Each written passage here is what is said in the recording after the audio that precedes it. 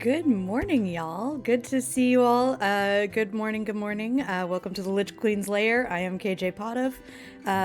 Happy Saturday. I just saw one of my audio sources was muted, but then I remembered it was supposed to be muted. So if you're not hearing my voice or if you're not hearing background noises or background music, let me know if there's any of those that you can't hear. But happy to see y'all. Thank you. I see a couple folks in chat. So today, I get to talk all about our Perdition Kickstarter that we have going on that is already fully funded.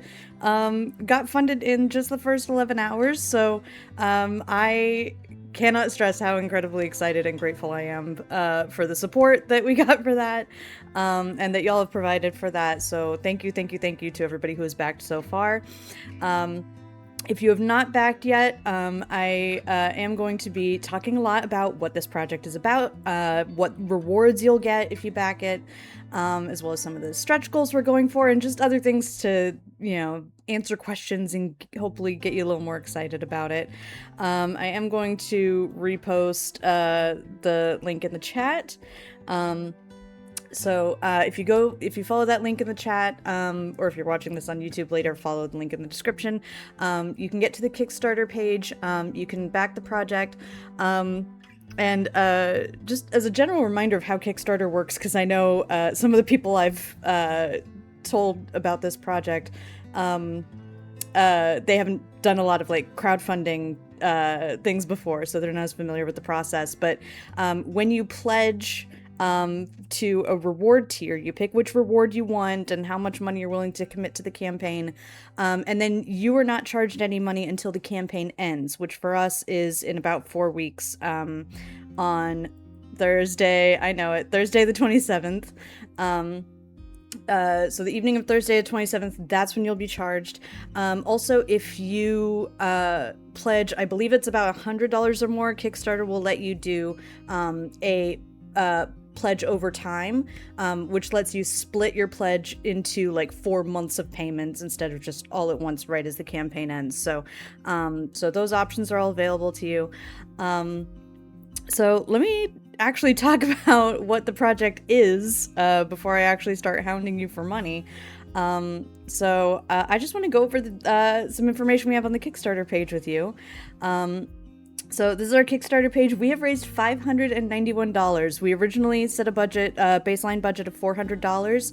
At this point, any extra dollar is helping us make the project higher quality, more robust, images and illustrations and graphics, and lets us make it, even cooler, better maps, all sorts of things like that. So we're really hoping to make this as big and bold and epic as we want it, as we're hoping it'll be.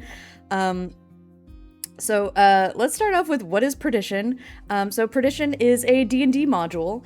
And it's a high-level D&D module for levels 16 through 20. So a lot of D&D groups never even get to that level of play where you're practically demigods. This one starts at level 16, which is where many campaigns end. So it starts at level 16 and goes all the way up to 20. And it's a Southern Gothic theme, where you have to kind of go through Dante's Inferno a little bit. You have to go down the river Styx, because you have to get your soul back from the archdevil Asmodeus. But the whole thing is wrapped up in this Southern Gothic aesthetic. A lot of the style inspirations we used for this were Hadestown was a big influence. I'm actually going to see the pro shot later today. I'm really excited. Love Hadestown so much. Incredible vibes. Sinners also had a big impact, the movie Sinners, and the movie Oh Brother, Where Art Thou? So all of these have fantasy elements and fantasy themes, but there's something very grounded and real in that Southern Gothic, setting, that Southern Gothic aesthetic, that makes it feel very relatable. So this Inferno isn't really devils and pitchforks. It's more, barons and gang leaders and overseers and oppressors and factory bosses and all sorts of things like that for what do these devils actually look like and how do they play into the story. So So that's Perdition. Your whole mission is to get your soul back from Asmodeus, and hopefully the Inferno doesn't corrupt your soul before you have a chance to get your soul back, get out, and save yourself. So very dark, very gritty. But I mean, like the exact level of grittiness depends on your table when you play it, but definitely sets up for very dark, very heavy themes with like corruption and oppression and rebellion and authority and lots of moral quandaries and things like that. So Perdition is going to come with actually 2 guides. There's going to be the campaign book, which is this main book over here, and then we have a separate player's guide that's going to accompany that. So we'll talk about what's in each of those individually. So I do want to talk. I'm going to get into more about like what makes Perdition unique as we talk about the campaign module. But let me start with the. I'm going to skip. Please read what players are saying about this, because I did get some feedback from some lovely people who had some lovely things to say about this module already. They're enjoying it so far. They like the high level play. It's a refreshing take. They like the aesthetic. So we've gotten some good feedback on this module already from people who have like read the content and enjoyed it. So let's talk about what you actually get here. So if you pledge at least $5, you get a thank you in the credits of the book. So you're just fully gonna show up in the credits in the book just for $5. Then you're in a TTRPG book forever, in perpetuity, just to show our appreciation for you supporting this project. The $15 tier gets you the Perdition Player's Guide. I'm gonna like scroll on both of these so I can keep track of what the rewards are. So $15 you get your name in the credits and the Player's Guide. So it's gonna look about like this for both the main campaign book and the Player's Guide.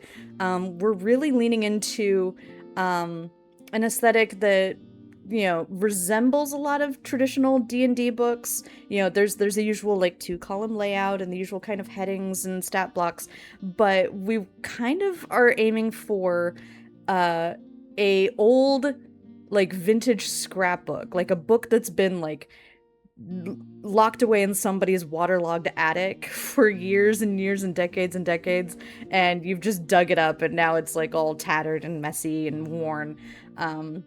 So we have a lot of, so much of our image work that we're doing on this is like aging photos to make them look older and more worn out, which is a really fun aspect. So a lot of what you'll see in terms of like stat blocks and flavor text and journal entries, it might look like it's torn from a newspaper or from a hunting textbook or a book of scripture, things like that.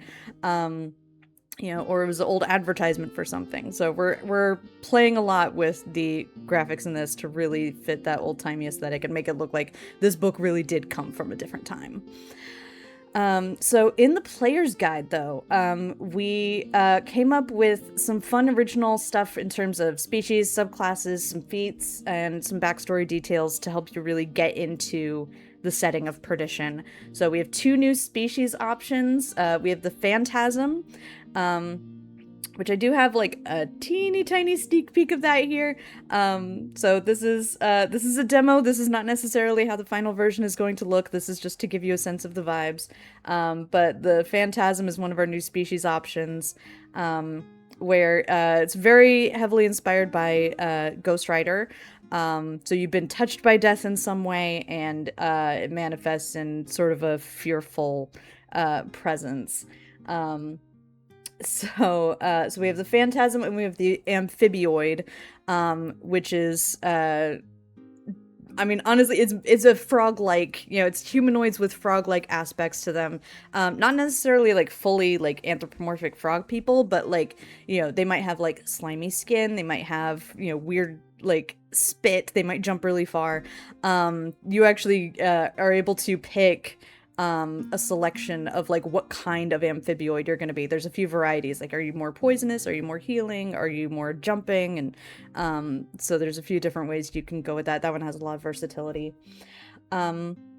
Also, if we do make our next stretch goal, which is at 700 and $750, if we get that, we will unlock a new species option, which is the smoke sop, which is another one I'm very excited about. I really hope we get there. It'd be really cool if we did. So we're definitely aiming to add a new species option there. And also the traditional species options have a little bit of a reflavoring as well. There's not really a lot of like elves and dwarves in this setting. There are Aasimar and tieflings, but those are in this setting are referred to as Nephilim and Devil Spawn. Orcs are referred to as anomalies, which are kind of like a cryptid species option. But most of the like this whole setting of Perdition, most people just look human, and if they're not human, they look ever so slightly off. So when you play this campaign, you're mostly playing in a society where, like, if you're not human, that's something that you hide, that's something that you don't spread around or tell people. So usually the features will be things like different eye color, or, you know, horns that you can hide within your hair or under a hat, or like, you know, if you wear sunglasses, you can cover it up, or like keep gloves over your claws. Or maybe you're just like weirdly lanky and people go, oh, that's just the weird lanky guy. They're not weird. And you're actually like an anomaly or an amphibioid or something. So yeah, there's very much a, you know, fun vibe of like, you know, it's like you're supposed to be human, but maybe you're not. So it's a aesthetic I've been enjoying. Let's talk about our new subclasses, because this is the other thing I'm really excited about with our player's guide. So we have I need to actually update this because we hit our first stretch goal. We actually have 13 new subclasses because we unlocked the Artificer subclass option. And instead of just reading these off here, I'm actually going to show you the Hero Forge minis that I built for like flavor inspiration for these. So just to kind of get you a little sneak peek of how we want those to look. So we have the Fiber Artist Artificer, where they use like thread, yarn, binding elements. They have poppets, other fun things like that. And again, this is not official art for the campaign. This is just what we used in Hero Forge and what we're going to be using for, you know, planning out the aesthetics for the future like illustrations and images we're going to be using. But this was kind of the baseline to get the vibes right. So we have Fiber Artist Artificer. Thank y'all for unlocking that one. We have Path of the Experiment Barbarian. So somebody with like weird experimental features that have altered their physiology and their appearance. We have the College of Blues Bard. You can't have Southern Gothic without making the Bard College of Blues. I feel like that's a very natural place to end up. We have the Praise Domain Cleric. This one's like, this one's not, let me be clear, this one's not meant to be like praise like a god or a religion like Christianity or something very specific like that. This isn't meant to be a Christian cleric by any means. This is more like somebody who is a very charismatic and high presence kind of cleric. So they're there for like boosting allies and also like rebuking enemies and foes and things like that. So they tend to use their presence in interesting ways. So it's a lot of fun. Next we have Circle of the River Druid. They have this fun ability to manifest a river that connects them with allies and messes with enemies. So incredibly powerful. We have the Lasso Fighter. I have been wanting to make the whip cool as a weapon in D&D for a very long time. And I feel like I finally did that with the subclass. You can actually have your main weapon be like a whip or a lasso or something like that and do some really cool like rope tricks with it. We have Way of the Debutante Monk. Absolutely scathing. Not necessarily high society, just like very witty and sharp. So a lot of ways that can manifest, but certainly frilly is one way it can easily go. We have the Oath of Liberty Paladin. Somebody who values freedom above all else for themselves, for their allies, for those who are oppressed. We have the Swamp Skiffer Ranger, who bamboozles and befuddles enemies more than they necessarily care about doing damage. They want to be loud, they want to be blustery. We have the Gambler Rogue, somebody who, if you have somebody who really likes taking high risks and is often like, hey, DM, I want to make a deal, this is definitely a fun one for that. We have Conduction Sorcerer, so this one leans very heavily on how electricity was perceived when people were first learning how to actually utilize it and, like, market it and harness it.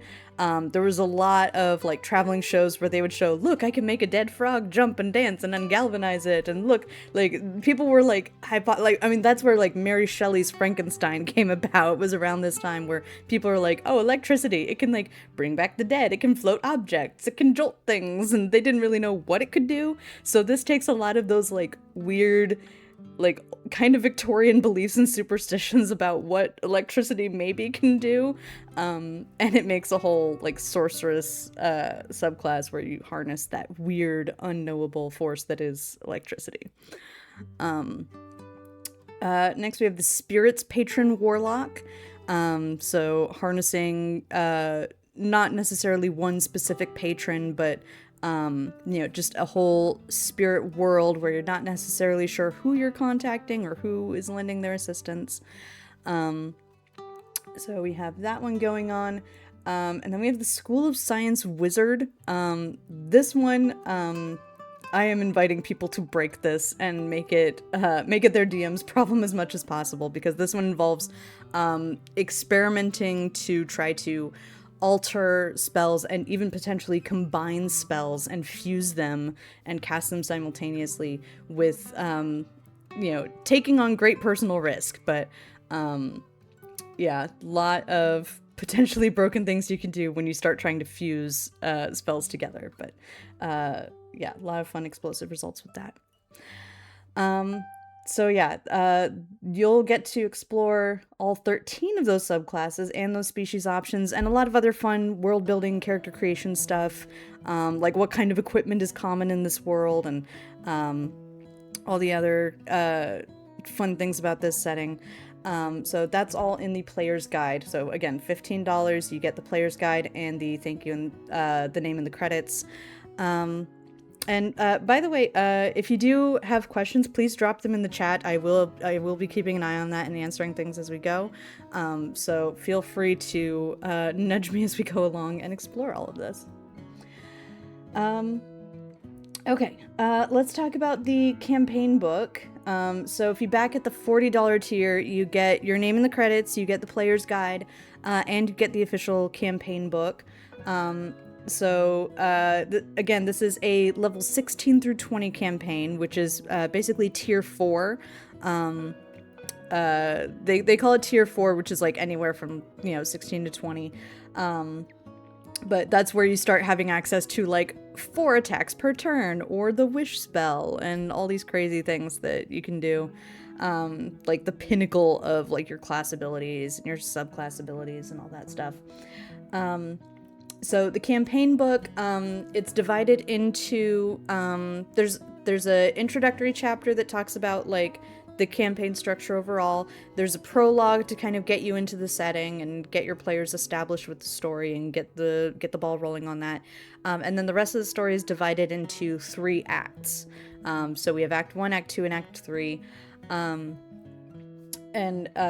Each act is somewhat open exploration of a region. Each act has like 3 different areas that you can explore, where like you can explore them in any order. So like, in Act 1, you can explore an area related to wrath, envy, and gluttony, and you can explore those 3 in whichever order you want. Doesn't really matter. Events will play out in different ways depending on like what you prioritize and what you go after first. There are actually some of, like, out of the 9 regions you can visit in the 3 acts, there are technically some that you can skip entirely. there's a couple. It's not likely, but there are a few locations where, like, if you just decide that you don't care about, like you're gonna hear about, like, people in danger and people in peril, but if you just decide you don't care about that and it has nothing to do with you, you fully have the option to skip some of these areas. But yeah, we have the prologue and then 9 explorable areas, divided up into 3 acts. So we have about 12 original battle maps. We also have some additional ones that are sourced from 2 Minute Tabletop, which allows licensing for books like ours. We have some city maps, regional maps. We have so many magic items. And we're having, it's going to end up being at least 30 new stat blocks, including all 9 archdevils, new monsters, new NPCs. Big part of this, again, since this is such a high level campaign that this is level 16 through 20, a big aspect of these archdevils is they really have to be built, one, to be unique, because you don't want to, like, just go up against the same kind of threat that needs to be dealt with the same way every single time, and you don't want to have to do that 9 times. That's a lot. So each one has to have an incredibly unique flavor and strategy and layer and, like, how they tend to approach their domain and their problem solving. But they also need to be, you know, threatening enough that even level 20 players would think twice about attacking them head on. That's not always going to be the best solution when it comes to dealing with these archdevils. So these are stat blocks on the level that you don't always see in campaign books. There's, I think the lowest challenge rating archdevil is challenge rating 20. The highest challenge rating in the game is 30, which is a Tarrasque. Like a Tarrasque or Tiamat. Yeah, I can't even go into exactly what is involved in Asmodeus's stat block, because there are, like, several plot elements that involve trying to, like, weaken and subvert and circumvent a lot of what makes Asmodeus powerful, like, as part of the story. So I can't go into exactly what he is like at his full power in his fully realized stat block, but it is, I can tell you one thing. There's more than one Asmodeus stat block. There's more than one Asmodeus stat block. So there, yeah, there's a lot involved in, like, if you actually want to do combat with Asmodeus, then that is a very, very intense undertaking, even for a level 20 party. So, so very excited about that. Now, both the campaign book and the player's guide, if you back at either of these tiers, whichever one you get, if you get just the player's guide or if you get both the player's guide and the campaign book, both of them are going to be offered in multiple formats to make sure it's accessible for everybody. So you're going to get a normal, regular PDF. So it's what you would usually expect, you know, from a D&D book. You would kind of expect it to, you know, look like this and be able to, like, scroll through it. This is our sample of, like, the Wave Debutante Monk, which is fun. So you'll get a regular PDF. You'll get a printer-friendly PDF, which will make it easier for you to print the pages without getting all of the, like, background graphics and all the stuff that would, like, use up all of your ink and toner. And we have 2 other formats we're including. We're including the EPUB format and HTML. So EPUB is what you use on an e-reader, you know, like a Nook or a Kindle. And then HTML. So last year I released a template for TTRPG creators to make HTML versions of their D&D books. And I called it "This is not a PDF." Where is it? So it's a responsive layout for your campaign books. So instead of a rigid PDF, this one you can view on your phone. You can read this on the go. You can access, you know, an easy table of contents to get to wherever you want. And you can, like, you know, get all of those fun, like, sidebars and images and stat blocks and things, but you can actually read it at, you know, any screen size, and it'll, like, adjust and accommodate and fit that. So even if I get this to like as narrow as I can possibly make it, I can read this even if I'm like on a phone or something. So this is a format that we're very proud of. We've tested it for accessibility. My day job, when I'm not taking on big, huge, massive projects to write TTRPG books, when I'm not doing that, my day job is to write training on digital accessibility. So this is an area that I feel strongly about. It's an area that I also have a lot of expertise in. So we are going to be able to publish the book not just in PDF format, but in something that's accessible for people who use screen readers, where if they need the content read aloud, as audio instead of using like if they're unlike sighted users, if they're colorblind or if they just need something that they can look at on their phone. So this format will help with that. So yeah, no matter, both the player's guide and the campaign book will be offered in all of those formats. So if you back the campaign book PDF, you're going to get all 4 of those files. You're going to get the regular PDF, the printer-friendly PDF, the EPUB if you're using an e-reader, and HTML so that you can look at it on your phone or use it accessibly or whatever you need. Very excited about that.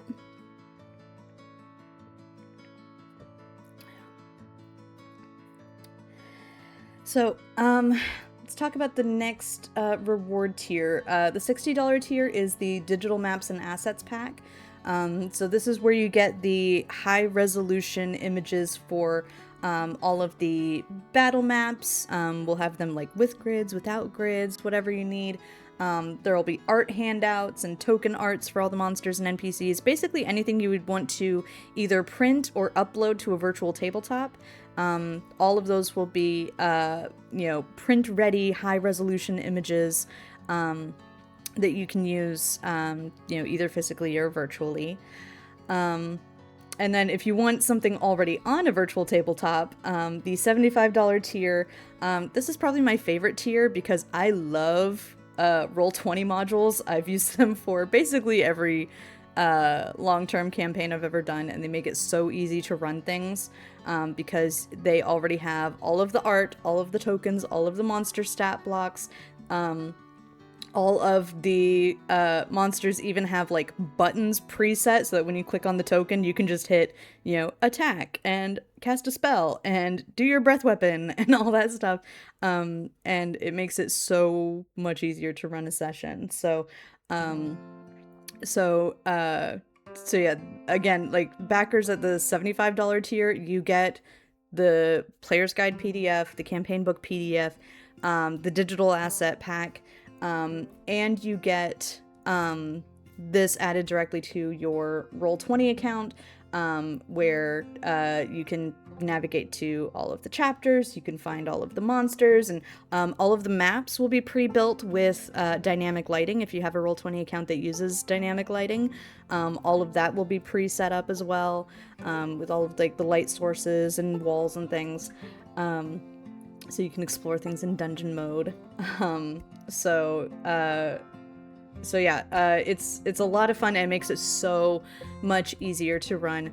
I have not seen this for like I shouldn't say I've never seen this, but there's very few resources that make it as easy to pick up a high level campaign like this. So at this level, like anything starting at like level 16 and beyond, right now there's like the Vecna Eve of Ruin campaign from Wizards of the Coast. They have that, which is a high level campaign. But beyond that, there's not a lot of others that have like the full virtual tabletop setup like this, where you're able to just download it, add it to your, set up a game, and then like you're ready to run. Like from like you can basically on day one start playing a game. You can do like one chapter of like reading and review and then just immediately start playing. So very, very quick and very fun. And I will say another thing that we're making sure we do with all of our other digital rewards. All of these digital rewards, including the Roll20 one, these are all being fulfilled by DriveThruRPG.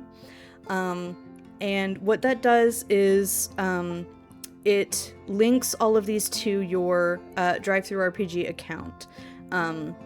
So you'll get the link to download all of these assets. You can download as many or as few of them as you want. You can move your Roll20 game directly to your Roll20 account and your tabletop. But it'll stay on your account forever. So if you ever, like, move to a new computer and all your files got deleted, they will still be attached to your DriveThruRPG account, and you can re-download and re-access those as many times as you like. You can always access them. Also, if we ever update or do corrections, like if we have to fix an error with any of these files, you will automatically get those updates. So the next time you download it, you'll be able to have the most correct version of it.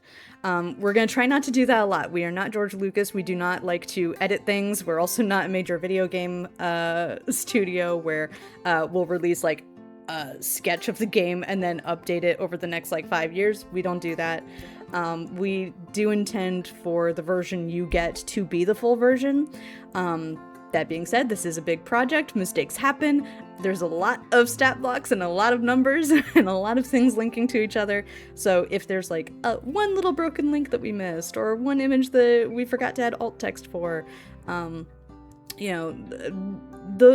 little errors happen for every publisher in every industry. So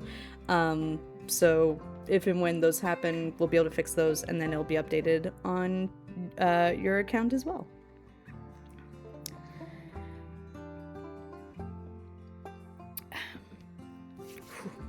All right, so those are all the digital rewards. Let's talk about the premium physical rewards. So these ones, we do mostly only have them as mock-ups because, we're still in the process of designing these. But at the $100 tier, you get all the digital assets. So the Roll20 module, the digital assets, the campaign book PDF, and the player's guide PDF. So the $100 tier also gets you a set, a sticker sheet of vinyl stickers. These are water resistant vinyl stickers. So this isn't just a Dollar Tree sticker sheet. This is nice vinyl that's water resistant, and these are basically souvenir stickers that you would get in hell. So you might one of them's gonna be a ticket for Beelzebub's Carnival, and Swamp of Greed Nature Preserve, and words of encouragement Abandon All Hope. So there's going to be we're aiming for 10 stickers, not necessarily all the same size, but it's going to be about 10 stickers on the sheet. We're hoping to have that design here and present and at least mocked up before the campaign is over. So we want to be able to show that to you so that you know exactly what you're getting. So we are working on that and getting that art processed as quickly as possible. But yeah, I just like the idea of just having a sticker that just says "Abandon All Hope" in a fun, encouraging font. Yeah, it's just a lot of fun, little tongue-in-cheek. And similarly, the next reward tier, the Archdevil of Ash tier, you get the sticker sheet, all the digital rewards, and you get a set of 3 Inferno postcards. So these 3 postcards here, one of them is a old-timey map of the Inferno with the river Styx cutting through it and all the various locations you're gonna pass through. All of them have a message on the back from Virgil, who's a major NPC in this campaign, because very much like Dante's Inferno, you need somebody named Virgil to kind of guide you along the path here. So these are insights and messages from Virgil about different parts of the Inferno and different aspects of the region. So I did think about offering a like poster map, you know, like maybe a 8.5 by 11 poster map of like this map here. But then I realized that's not something that most people want to hang on their walls, and it's a lot funnier to just go like, hey, wish you were here at the Mines of Woe. And I think that's a lot more entertaining and a lot more fun to have in your possession. So and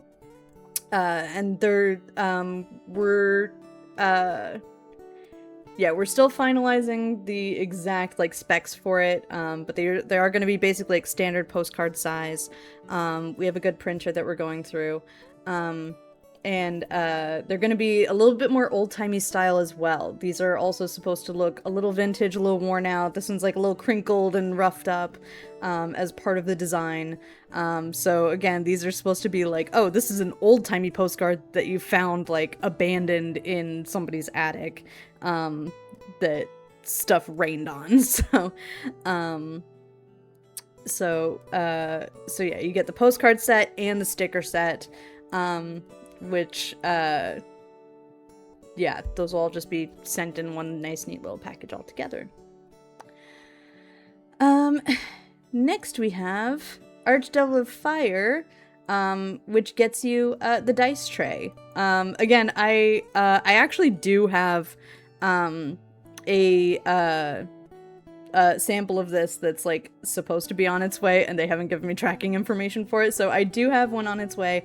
But it is one of those like vinyl coated like snap trays where like the corners snap together to like raise the sides.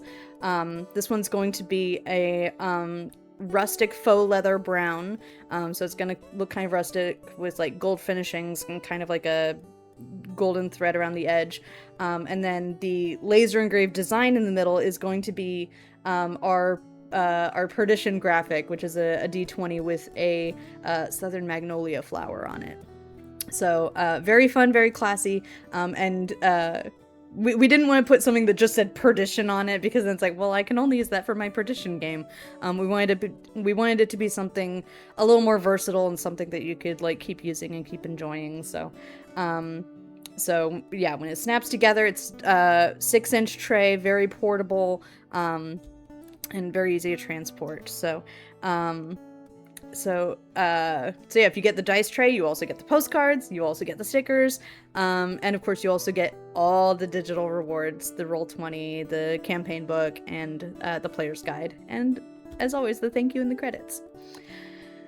And then lastly, Archdevil of Perdition, we have actual dice bags. Fun fact, I've actually enlisted my mother to, I've commissioned her to make the dice bags for this campaign, and we appreciate her so much.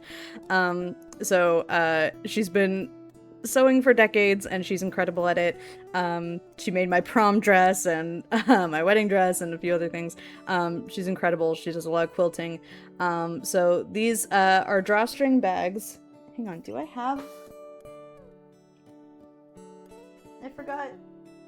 I forgot to bring my other dice bag. I have another dice bag that's like basically the same like pattern. It just has a different color and different embroidered design on it. But if I do another one of these streams, I'll show it to you. But it's about 8 inches tall, little suede leather drawstrings. It holds about 1 pound of dice. These are and they are very sturdy. I've been using one that follows the same pattern for like oh gosh, I've been using it for at least 4 years, and it's still holding together very, very well. So, so very high quality materials. I'm also very excited about the embroidered design, which again is going to be our D20 with the magnolia flower. It's going to be yeah, very lovely cream color over a dark background. The interior is going to be like a fun light pattern to it. So, again, I don't have a mock-up of this because I would rather just, like, we're trying to, like, get all of the materials all at once for these so that we can just make a whole batch of them all at once and not have to, like, get some for the sample and then some for everybody. But it will be basically like these colors, this design, on an embroidered 1 pound dice bag. So I love my dice bag that, again, is made in exactly the same way. So, but yeah, we definitely want to show our appreciation, because if you're contributing like $200 whole to this project, like, you will be one of the coolest people I know. And we definitely want to show our appreciation for those folks. So so you would get the dice bag and the dice tray and the postcards and the stickers and all the digital rewards. So if you find somebody who will back at this tier, I will definitely be friends with you as well.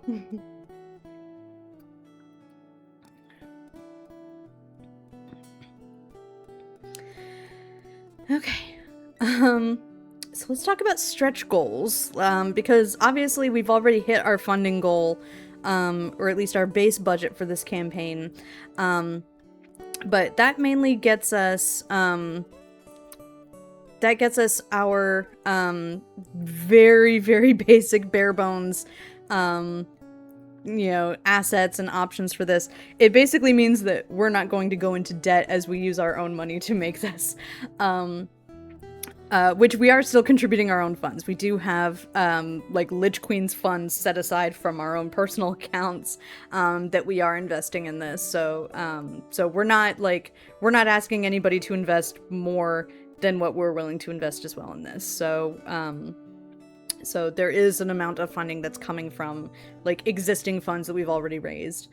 But stretch goals are definitely going to help us, you know, hire more artists and, you know, get, what's really on my wish list right now is, getting, a couple of, fantasy cartographers hired, to do some of the maps, because there's some very cool, very specific things I want to do with the maps in these, and if I need to draw it myself, I will. I just think somebody else could do it better. But if I do it, it's going to be in a sketchy pen and ink style, and if we get somebody else to do it, they can do something even cooler with it. Which, again, sketchy pen and ink very much fits with the aesthetic of this campaign, don't get me wrong. There's going to be a lot of art in here that is intentionally, like, messy sketches and messy, like, illustrations, and you know, a lot of this stuff is supposed to look like it's being torn from somebody's like journal or sketchbook. If you've ever watched Supernatural, it's a little bit like John Winchester's journal, where like there's just this reference guide where it's like there's a bunch of dense like scrawl in there and weird drawings and illustrations and all that. So it has a little bit of a similar vibe to that, except a little earlier in terms of decade. So yeah, let's talk about our stretch goals. We've already unlocked the Fiber Artist Artificer, thanks to y'all. So, and we unlocked that on day 1, which is incredible, and I appreciate that. I cannot stress enough how much I appreciate, because, you know, we not only met our base funding goal, we hit a stretch goal, so that's amazing. But we still have 26 days left in the campaign. So we do have some more stretch goals we're aiming for. So if you have not backed yet, these are things you can help us get. We are just over $100 away from unlocking the Smoke Sop species option. And I do want to take a quick second to talk about that one, because I didn't talk about it when we went over the player's guide. But the Smoke Sop is an incorporeal species of eldritch smoke creatures that require human-like mechanical bodies to function.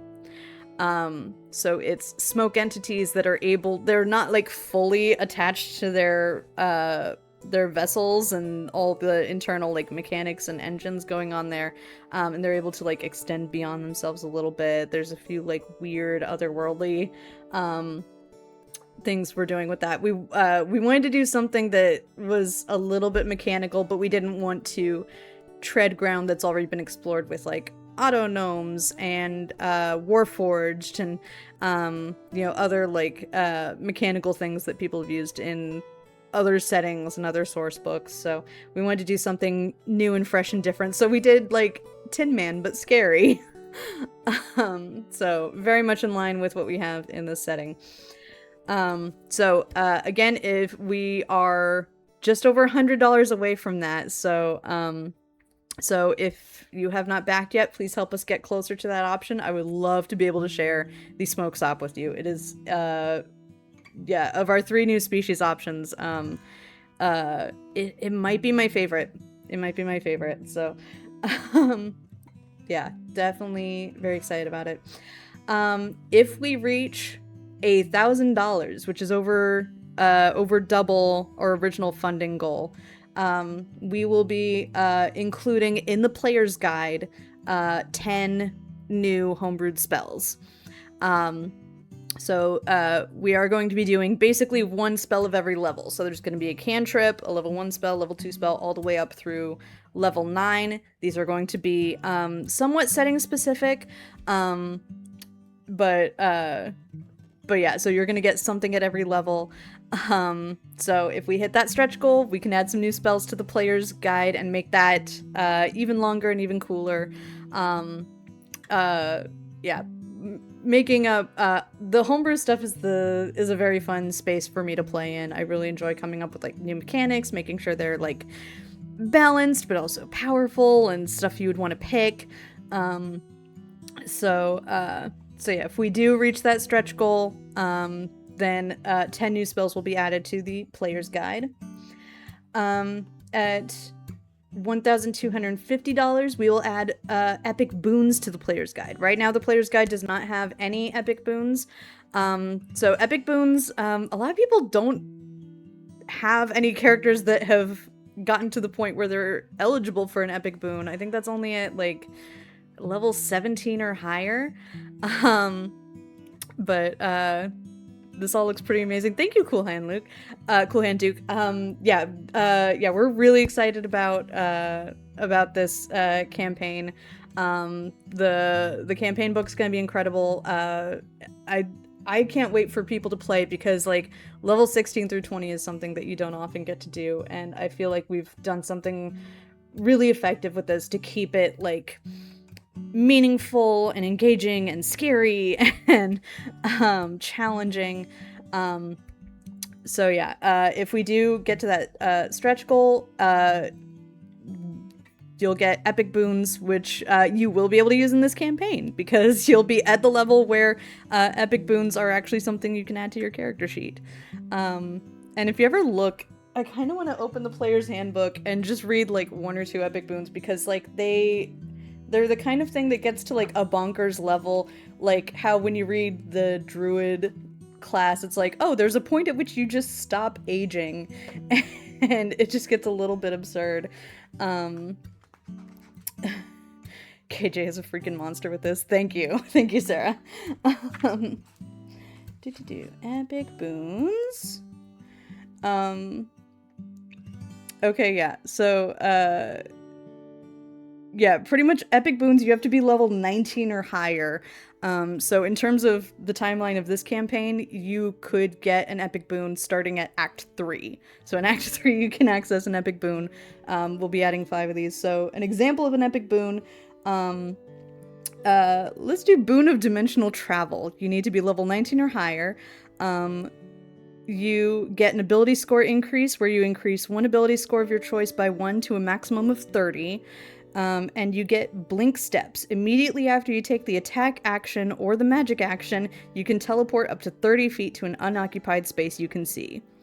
So basically every turn you get like a free teleportation that doesn't use Misty Step, doesn't use a spell slot. You just teleport every time you take an action on your turn. Or do something cool with it. Another one, increases your hit point maximum by 40 and allows you to like regain hit points. It like buffs like how you. Let me just read. Yeah, your hit point maximum increases by 40. This is the Boon of Fortitude. In addition, whenever you regain hit points, you can regain additional hit points equal to your con modifier.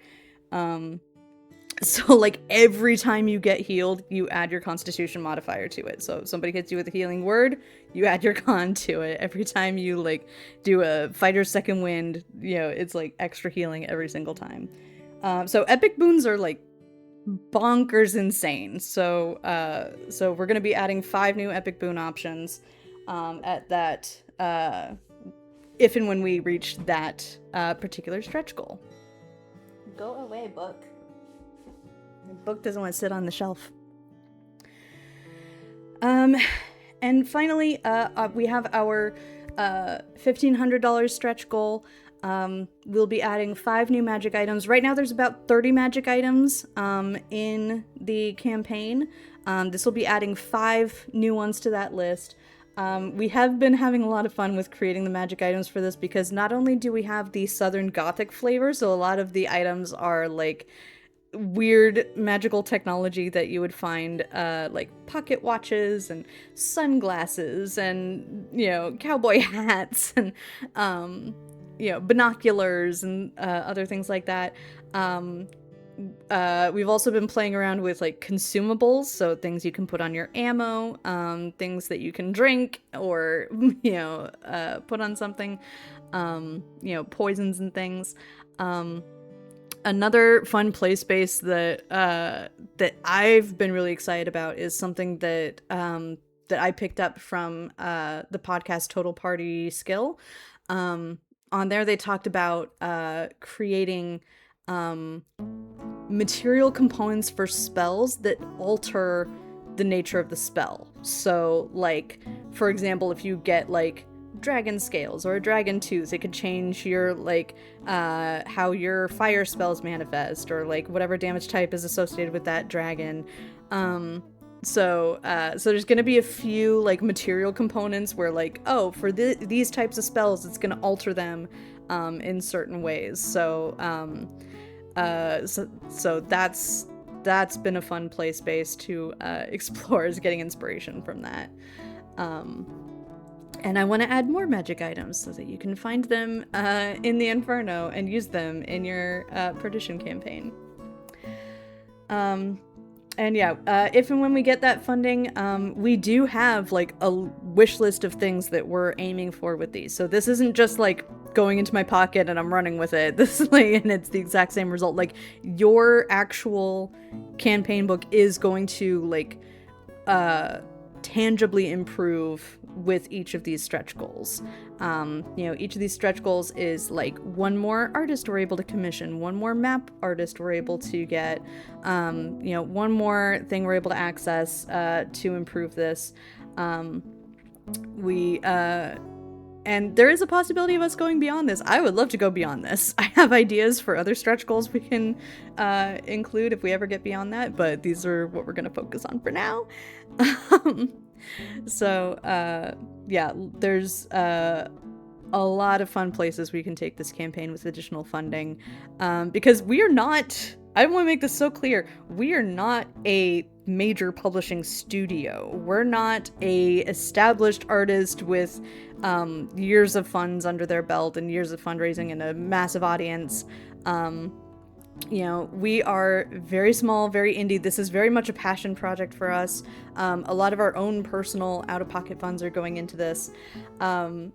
So we've been developing this in a very indie kind of way. You know, we went with a Southern Gothic setting because it's a lot easier to Photoshop images to look a little bit more monstrous and demonic than it is to start entirely from scratch and draw like 30 original monsters. You know, it's a lot easier to make archdevils, you know, from stock photography and manipulate them and edit them and age them and make them look like old photographs, again, than it is to commission like full color paintings for every single one of these like monstrous archdevils. So we picked that setting very specifically. We have also made the commitment to not use any AI for this project, which is another reason you'll see it looking a little bit different than a lot of the other projects that I'm seeing on Kickstarter. So we have made the no AI commitment. We are using only real artists, only real writing, illustrations, photos have to be verifiably created by real people. So we're recording a lot of our creation process with this, so to make sure that there's like full transparency and full awareness of like, yeah, this is really being made by us. And because we don't want to support AI, we find it saps a lot of the creativity and a lot of like the real ingenuity and originality that comes from like when actual people put something together with their own brain in their own hands. So we want to keep that spark in this. We want to keep it genuine and authentic and real. So no AI. So yeah, we're really hoping to meet these stretch goals. We're excited that we've already unlocked one, and we have over 3.5 weeks to aim for the rest of them. So please share this campaign with your friends.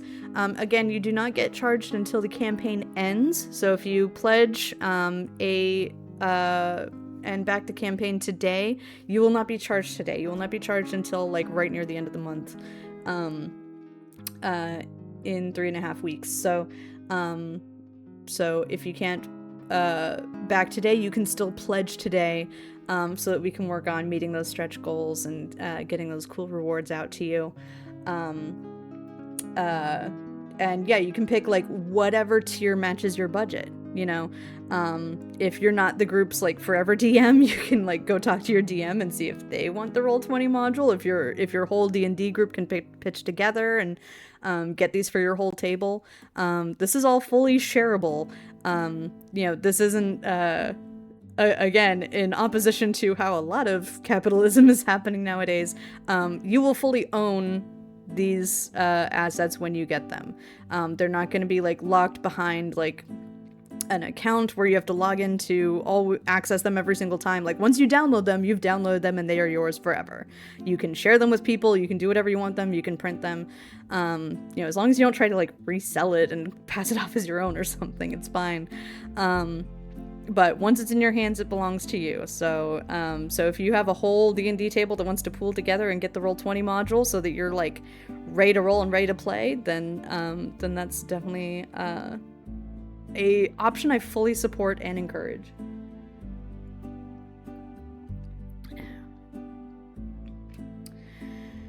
Okay, I think that covers most of the stuff I wanted to talk about. In terms of our fulfillment timeline, oddly enough, I feel like the physical rewards are going to go out a lot sooner rather than later, because all of the design proofs are already going to be done when the Kickstarter campaign ends. So it's just going to be a matter of like seeing, okay, how many people backed at this tier, how many postcards do we need, how many dice trays, how many dice bags, and just getting those from all the vendors and then putting together the packages and sending those out. So we're actually, I don't want to say anything 100% confirmed, because we actually have a meeting like later today to go over like when are our deadlines and when are our milestones, and to really like lock those in. But I'm pretty sure the physical rewards will at least be delivered by the end of this year. But the timeline we've committed to, 100%, no matter what, accounting for like all potential like delays and issues and any additional like artists we commission and anything we add to the workload for this. The absolute latest you could get your reward is July 2027.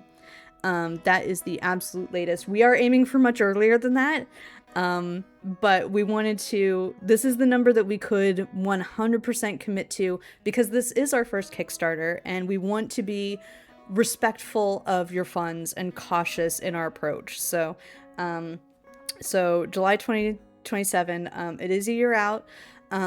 So that is 12 full months, but the draft of this campaign is already done. Let me be clear. This campaign is already like written. There's still some like editing and revisions that the manuscript has to go through before like the text is finalized, but the draft is done. There's you know, like there's a document with like all the text for this and all the stats and all the abilities and you know, the magic items and all that. So we have that part of the project basically done.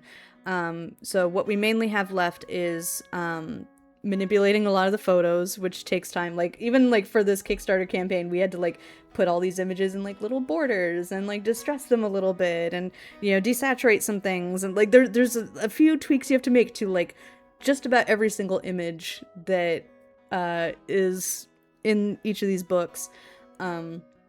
So there's a lot of image work we have to do. We're going to be commissioning artists for whatever we can get, depending on how many stretch goals we get. There's going to be hopefully multiple artists that we're commissioning. So they have certain turnaround times. We have line edits that this needs to go through. We have layout builds, because again, we're releasing these in,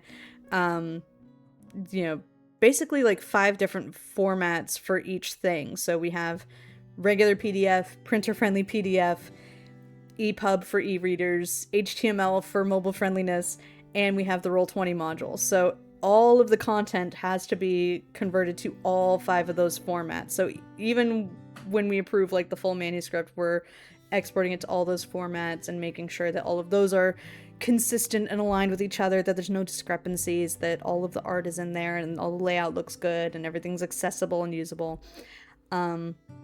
So we will be updating you.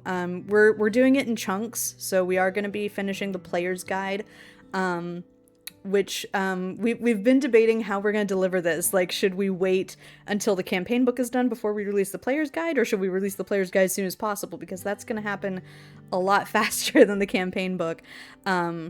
But yeah, the player's guide is going to be the first thing done. And then we have the whole project divided into stages with Act 1, Act 2, and Act 3 as far as getting all of the content for the campaign book done. So we've accounted for a lot of like contingency plans and potential delays.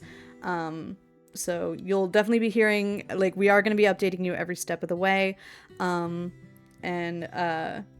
Yeah, so July 2027 is the number we are 100% committing to, but we are hoping to get, physical rewards and probably the player's guide to you before the end of the year, and the full campaign book before we get a whole year out from the end of this campaign. So yeah, Drive-Thru RPG is going to make it really easy for us to fulfill digital rewards. Those are just going to, like, basically we just, like, import a list of emails that are attached to those, and then they're just going to put everything in your account. You're going to get, like, really easy notifications, and then you have those in your account forever, ready to re-download as much as you like. So that's definitely going to make things easier for that. Who are we? We're the Lich Queens, in case people don't know who we are. If you're on this channel, hi, Lich Queens. And also, if you do want to just follow us as a community, we do have a Lich Queens Discord server. I'm going to put that in the chat as well. Please join our Discord server. We talk about our actual plays and our live stream campaigns, like our current campaign, Heroes of the Everglade, which is a Humblewood romp through the suburbs of Florida.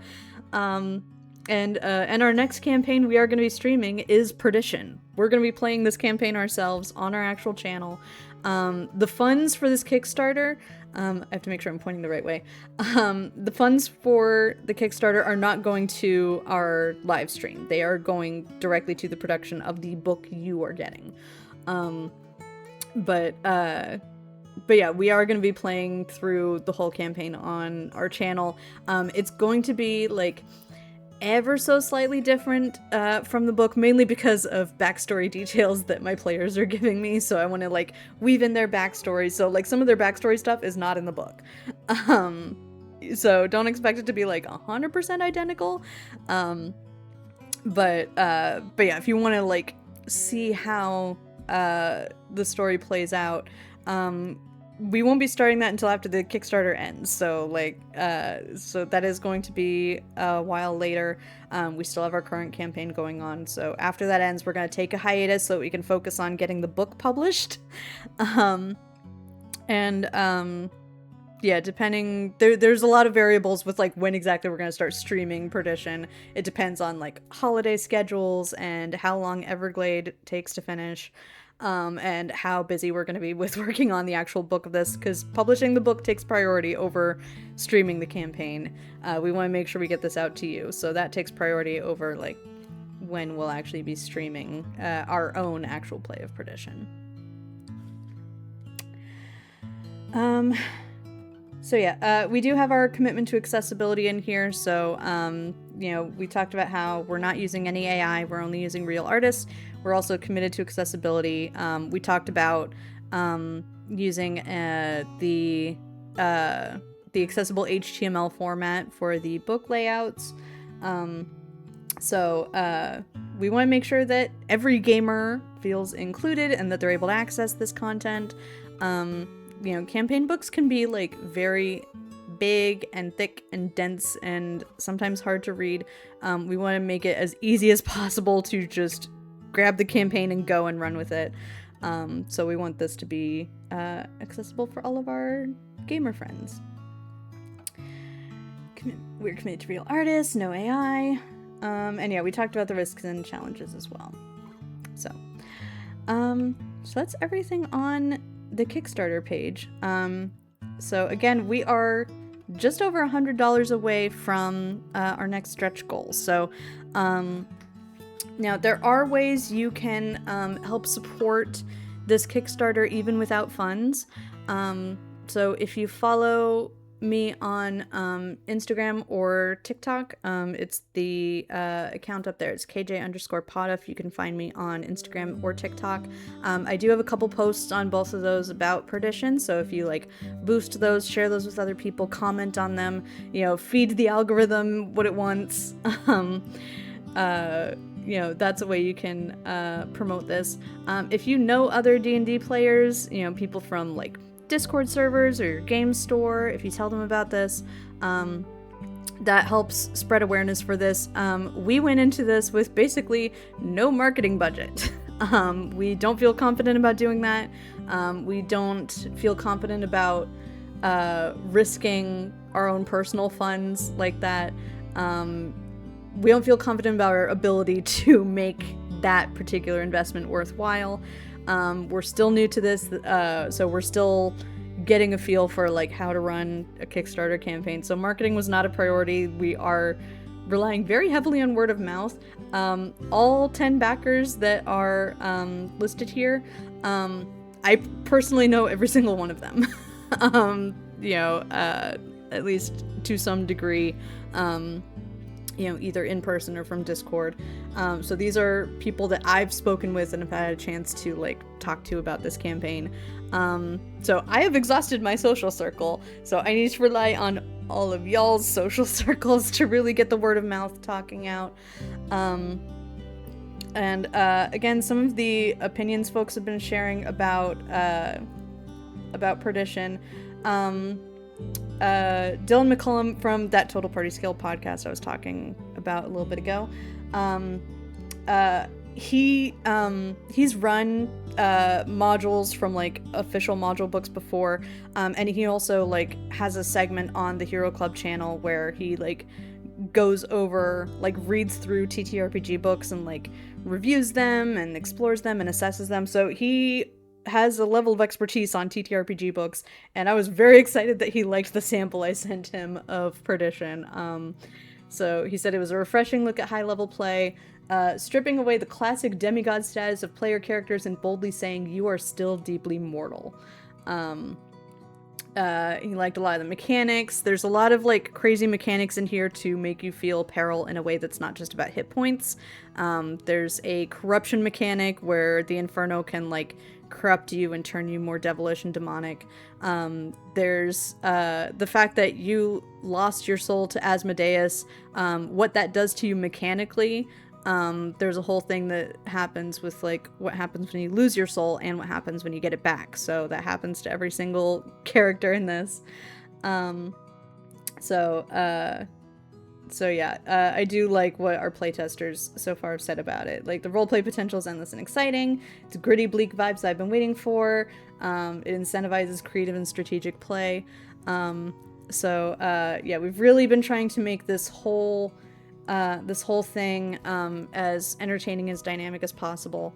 And yeah, I think yeah, I'm glad I went back to this section because I do want to talk about the aspects of this campaign that that I feel strongest about, because I do like running from module books, but at the same time it's very hard to find really good, helpful module books that really make you feel like you have everything you need to run the story while like not taking away player agency. And a lot of them can feel really railroady or like not focused enough. You know, like some of them I've seen where it's like, here's the one path and this is the one way you can go and this is the only way you can do it. And I've seen others where they're like, if they want to go after this thread, it's fine, but otherwise they can just go to wherever they want on this map and maybe find something, but there's no urgency to the thread at all. And I'm like, well, that doesn't sound like fun.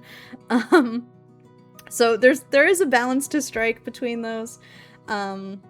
So yeah, we wanted to include a not strictly linear exploration, which is interesting to do with Dante's Inferno, because Dante's Inferno, like in the original, was just start at the top of the Inferno, like start at the top circle of hell and go down each of like the 9 circles till you get to the bottom, and then like go out to purgatory, and then like heaven and the rest of the Divine Comedy. It's a very linear story, so there was definitely a big question when we were starting this of how do we open that up and make it more open and explorable. And of course the solution I found, I feel like it's helpful to illustrate this because this was a whole thing I did, was Dante's Inferno, again, very linear, you just explore one at a time, top to bottom. Hey, Fluffy Alpaca, we are talking about our Perdition Kickstarter, so yeah, we're talking about all the fun story inspirations right now. Oh, did that command work? I don't know if that worked. Let me try that again. Perdition. No, why didn't that not work? I'm gonna copy and paste it. My bot has failed me. There we go. There's the link to the Kickstarter campaign. But it's a Southern Gothic Inferno for levels 16 through 20, Dungeons & Dragons 5th edition.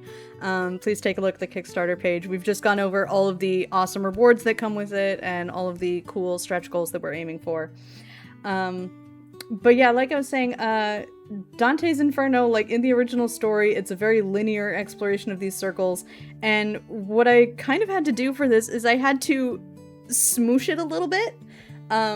So instead of like 9 circles, I made 3 circles. So Perdition only has 3 circles. There's the Circle of Ash, the Circle of Fire, and the Circle of Perdition, and within each of those there are 3 crucibles. So there's still 9 areas, but like if you're in the Circle of Ash, you can explore those 3 areas in whichever order you want. You get to the Circle of Fire, there's 3 areas that you can explore in any order, and even within those areas they have their own like sections and maps, and there's dungeon crawls, and you know, and there are different things that happen depending on which events you trigger first. So so there's really neat things you can do with it. If certain archdevils will react differently depending on if you've already interacted with like their rival. Other things will happen like, oh, if you've already eliminated this threat or already met this NPC, then you'll have this this detriment or this benefit. So there's so many different ways this can go. There's like infinite like varieties of how the story can play out, and it's all very dependent on player choices. So that was one way we made it a solid balance between linear and sandbox. We wanted something kind of in the middle ground where like there is a threat, there are threads to pull, there's things to attract your attention. Is the player guide folded into the campaign guide? So these are 2 separate things. So if you back at the $15 tier, you'll get the player's guide, which has a little primer about the setting of Perdition, we have 13 original subclasses because we hit the stretch goal for getting the Artificer unlocked. And we have 2 new species options, as well as some original like feats and unique equipment items. Also, depending on what other stretch goals we meet, there will also be like a 3rd species option. There's a possibility of us adding 10 spells to the player's guide. And then the campaign book is separate. So there's an introduction chapter talking about like the overall campaign. There's a prologue to get the players into the story and get them to the Inferno, and then the rest of the story is divided into 3 acts. So yeah, the $15 tier gets you the player's guide, and then the $40 tier gets you both. So if you want to get both, definitely back at that tier. But if all you want is the subclasses and all you want is like some fun homebrew to bring to a different game, $15 tier is totally chill. Yeah, thank you for asking.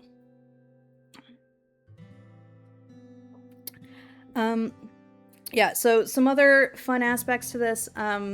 I was really invested in making sure that any combat that breaks out is dynamic and interesting and not just about hit points. You know, again, these are archdevils. They have to be at a threat level where even when you're level 16, 17, 18, 19, 20, you have to have that moment of hesitation where you have to assess, is direct confrontation the best way to go about this? It's also very easy for combat to get bogged down and slowed down at high level, which, you know, you're going to get some slowdown to an extent. You know, that's always going to happen at high level.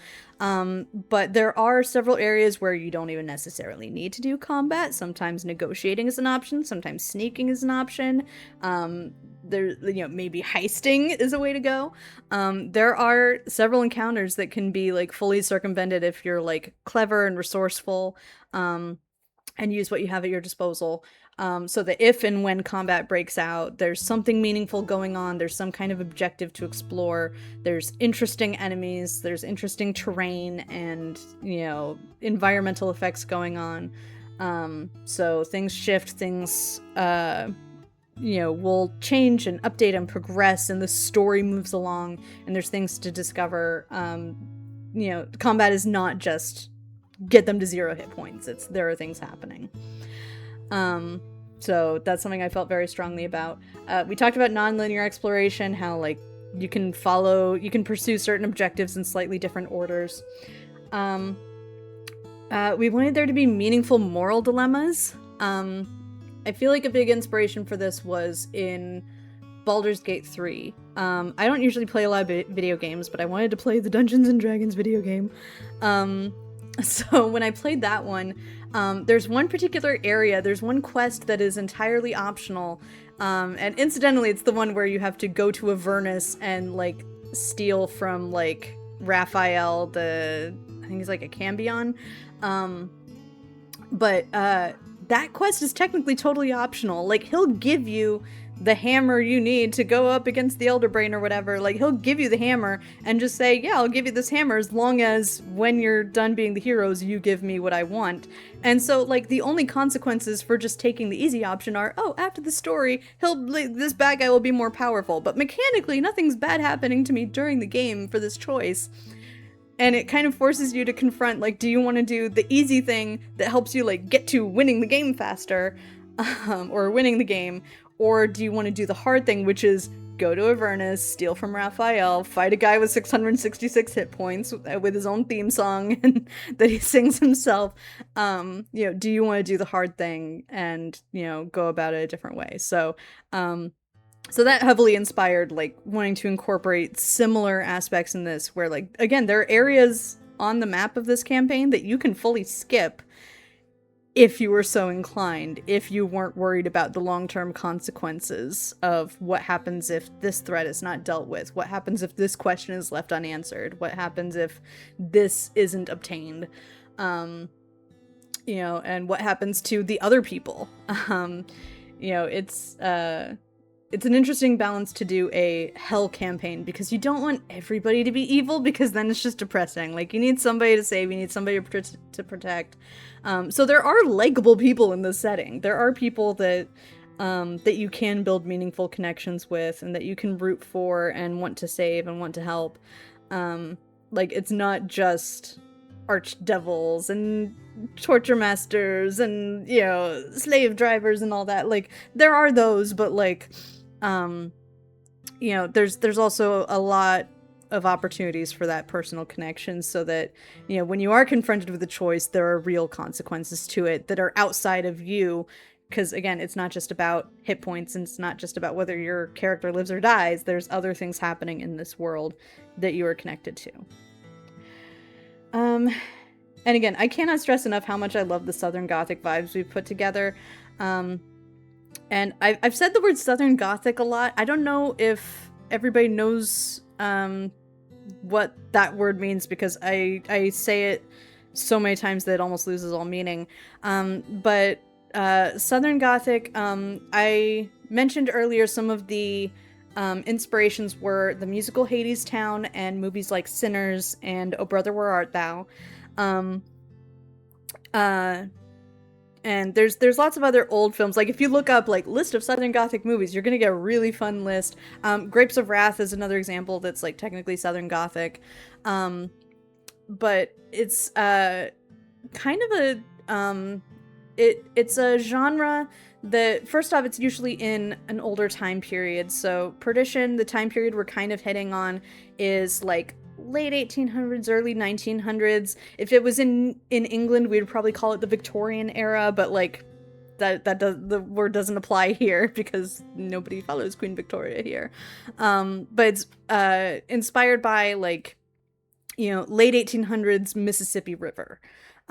So the river Styx is very, very heavily influenced by what was going on along the Mississippi River going down south. You know, you go down the river, you go down south.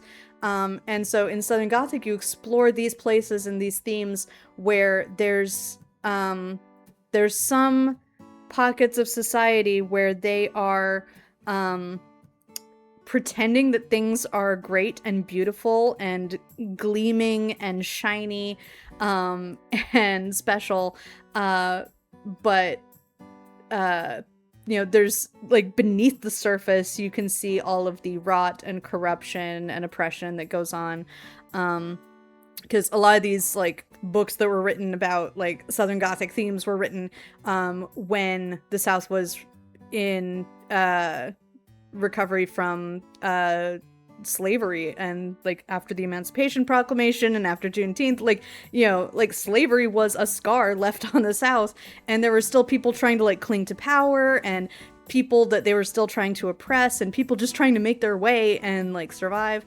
So I wanted to really hit on that feeling of like, oh, there are some very powerful people in this setting that have influence over so many areas of people's lives, and can do a lot without having to see a lot of the actual pain and consequences of it.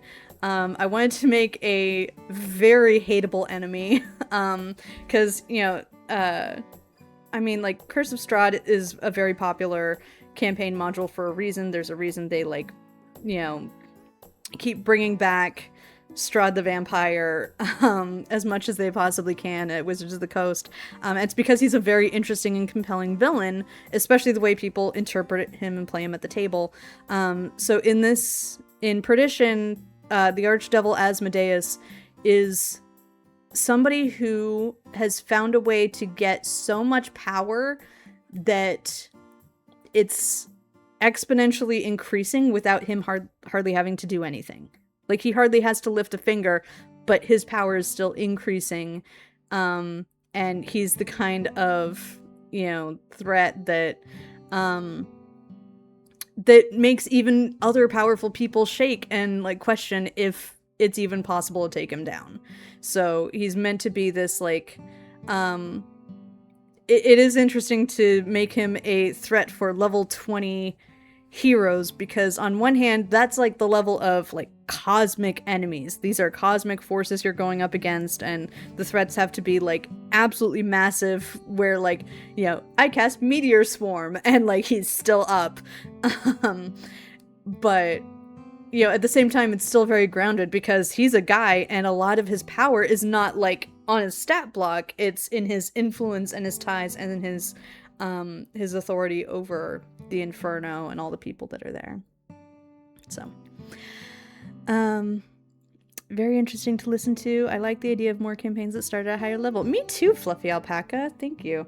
Yeah, I've been wanting to do something. Honestly, like, the reason I set it at such a high level was I was like, okay, I want them to go through Dante's Inferno, but interesting for D&D. I want to do Southern Gothic, and I want them to take on the Archdevil of Hell. It's like, okay, well, the Archdevil of Hell is basically a god, and the only time you would want to take on a god is if you were level 20, so I guess we have to start this at level 16 so that they can fight a god at level 20. So that was where the motivation came, and it was something I wanted to play. I wouldn't have written this if it was like something I didn't want to play personally, and it's something I'm looking forward to playing on stream after our current campaign ends, for our Thursday stream. But yeah, I'm very much looking forward to playing this one myself. You know, I've been doing a little bit of like, you know, the play testing and we're ironing out the mechanics of it, but playing through the whole story is something I'm very much looking forward to. Because yeah, like high level, you definitely have to do different things to keep the threat level high and make people feel that threat. So I think this is the perfect setting to do that in, because yeah, there's so many opportunities to have consequential choices happen and have the fights have impact and meaning, beyond just what's immediately in front of you. So yeah, I'm very excited about this. So, okay, let me look at my list of what I was going to talk about here, because I feel like we went over most of it. We talked about all the rewards. We talked about our stretch goals. We talked about all the fun things with the lore. I think I've given away as much lore as I possibly am allowed to at this stage. I feel like any more lore and I start getting into spoiler territory. Let's see. Oh, Virgil. Yeah, so let me talk about Virgil a little bit, because so in Dante's Inferno, you know, Dante's Inferno is a self-insert fanfic.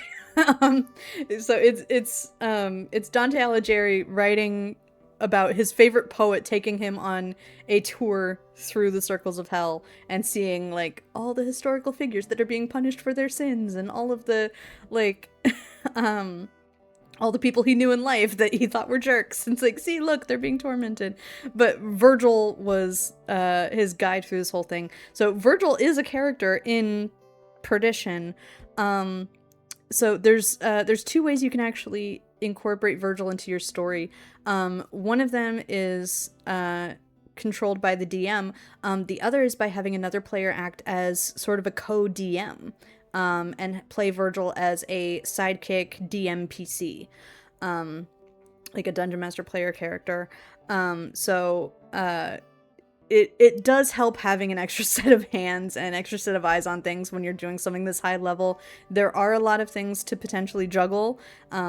You know, just when you're using a lot of stat blocks and regional effects and layer effects, you know, it's good to have somebody else take a look at that. So what you have the option to do is have one of your players get a peek at the campaign, get some of the lore information, and then they're the ones disseminating the lore, going, hey, here's something you need to know about this part of the Inferno, and here's what you need to know about this Archdevil. Then it comes from a character that another player is explaining, and it's not necessarily coming from the DM. But whether you have it played by, oh my gosh, thank you, y'all. Oh, thank you. You got us to 666. Oh, I appreciate you so much. Oh, incredible. Cool. So we are, yeah, we're less than $100 away from our next stretch goal. Our next stretch goal is at $750, which will get us the smoke sop species option unlocked. So, oh yeah, Sarah, you said Virgil helps people like me learn to DM like a step-up plan. Yeah, it is a good way to like give somebody a feel for DMing. Another reason the character's set up this way is whether the dungeon master or or a co-DM runs Virgil, there are multiple stat block options for Virgil. Virgil has 3 different stat blocks. There's a healer, a utility, and a combat option. So there's like 3 different versions of him depending on what gaps you might need to fill within your party. So that's another role. Virgil also has the boat that gets you down the Styx. So he's just a fun guide and a fun asset to have along with you in the story. Okay, Sarah wanted me to take a screenshot of the 666, so we'll do that. Whee! I'm gonna screenshot the whole thing just for funsies. Yay! Thank you. That is a fun number to get to. I appreciate that. So yeah, Virgil as a DMPC or, just as a regular NPC is a lot of fun. I do also feel like the Archdevils are a really fun aspect to this, because, there's 9 of them, there's like 9 areas of the Circles of Hell that you're going to be exploring, and each one has their own distinct like approach and flavor and demeanor and motivations. They also kind of all hate each other, so like it's hell, they don't get along. They're not gonna be nice. So seeing like how much do they care about like the rank and authority and where do they fall in the hierarchy and like who's jealous of who and who wants to betray whom and like who is like recently in power and who's been in power a while and who's like, like all of the jealousies and infighting and all that is another fun aspect to explore and discover here. But yeah, I think the last thing I can show you, this is, making sure I'm not breaking anything.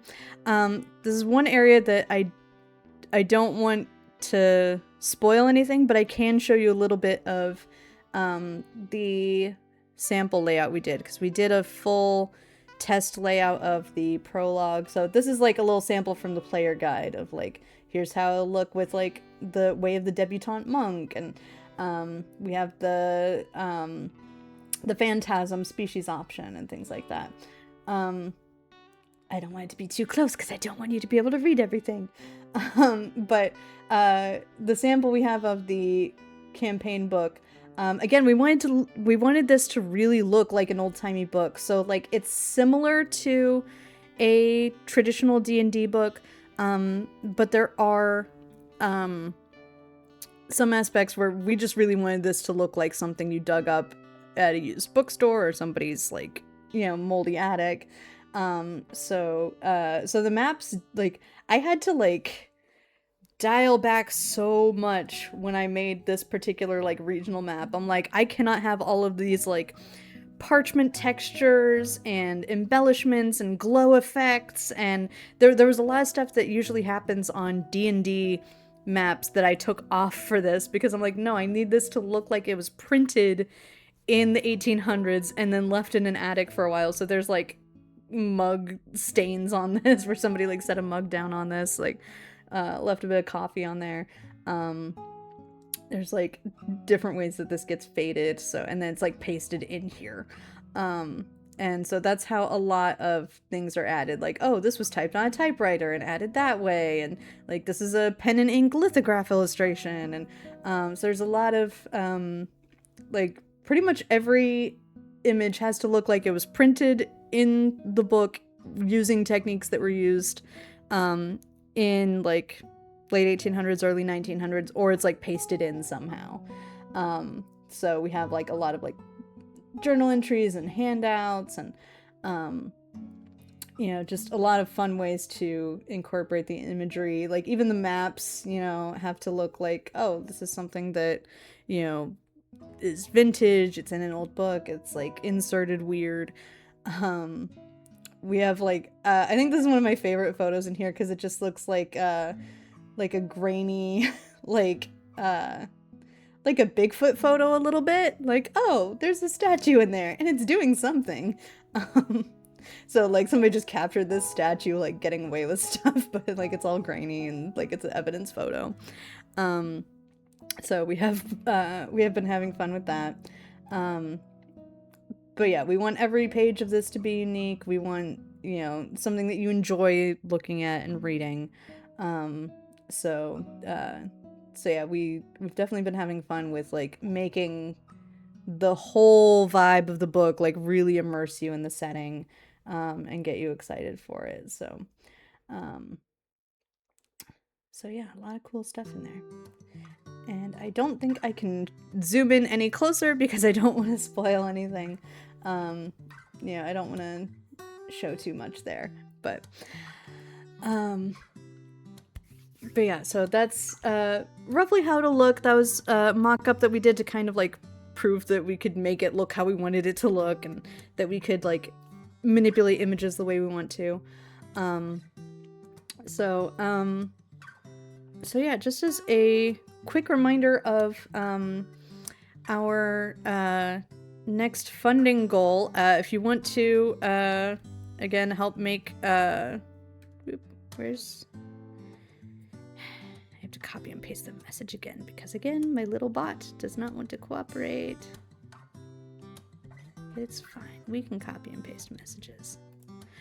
So yeah, there's a link to the Kickstarter again. But yeah, if you want to help make this this whole thing more awesome, let me go back to stretch goals. I can use the menu to navigate. I don't have to scroll. So we have 13 subclasses, not just 12, thanks to our amazing backers. And if we get just one more premium backer, like one person orders the sticker set, or like if we get like somebody who wants the Roll20 module and another person who wants the player's guide, like we just need like a couple more people, and that'll get us to the smoke sop option. So if you know anybody else who is interested in this, you'll get 3 new species options instead of just 2. Again, this is fun setting. I'm excited for you know, just all the like the subclasses are just insane and bonkers. You know, the species options are great. And I would also love for us to get even beyond that. We still have I keep forgetting to look at the number. Oh my gosh, we have 26 days left in the campaign to try to unlock more of these stretch goals, which again will help us make both the player's guide and the campaign book as awesome as possible for everybody.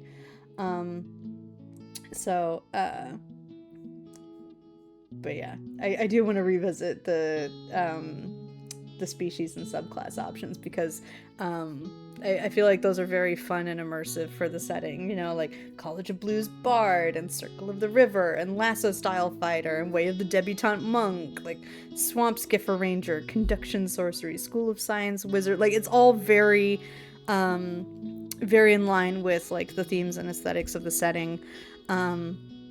I know the Lich Queens have been very excited about building their characters for our actual play for Perdition. So they've been really wanting to get their hands dirty on all these cool new options for the subclasses and the species, and all the reflavoring of existing stuff in D&D, because it does give guidance for like how do you reflavor, like, you know, orcs and Aasimars and tieflings and even like dragonborn and other things that you wouldn't necessarily visualize in this setting. Like there are fun ways to like reflavor things in that way. So I think that's about everything I wanted to talk about today, but if there are any questions in chat, like please post them. I would love to keep talking about this. It's a very exciting, very incredible project.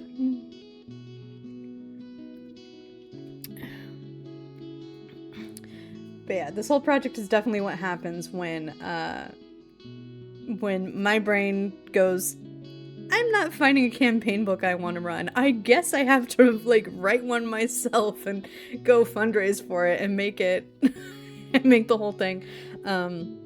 But I started this like May of last year. Like I started like outlining and, you know, sketching out the chapters May of last year. So I'm very excited to have it at this point. and getting it delivered to all of you all. But yeah, I think that was everything I wanted to cover. So thank you, new backer. I appreciate you so much. Thank you to everybody who's been backing the campaign, and thanks to everybody in chat for like popping in and hanging out and saying hi. And yeah, we got 26 days left to go on this. So please share the campaign with your friends. Please join. Let me see if my other little bot command is working. Oh, the Discord command's working. Okay, please join our Lich Queens Discord server.